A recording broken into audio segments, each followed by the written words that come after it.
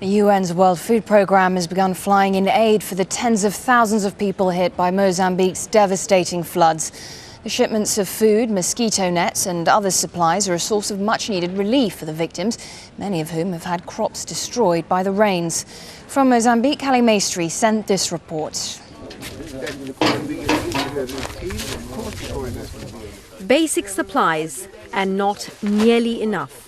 But it's the first food aid to be flown to Mozambique's flood victims. Providing them with a meal has meant taking supplies away from other parts of the country.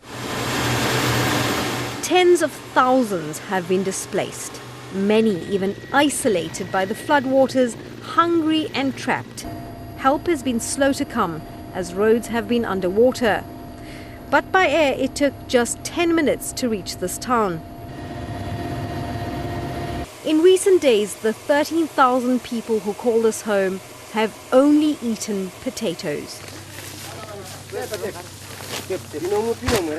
So far, 11 tons of food aid have been distributed at resettlement camps all along the Zambezi River. These are to people who have not had a proper meal in days after the floodwaters destroyed their crops and their homes.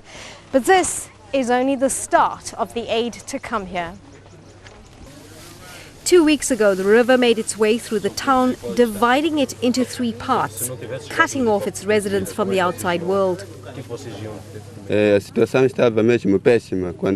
tells me it's been difficult finding food to feed everyone, and they weren't sure when help would arrive. Now this community says it desperately needs medical supplies. Several children are already ill with malaria and the nearest hospital is 15 kilometers away. For now, this village has enough food for the next 15 days. Many others, though, don't. Aid agencies are still assessing the amount of food needed. But how soon these latest flood victims receive supplies is dependent on the international community doing more.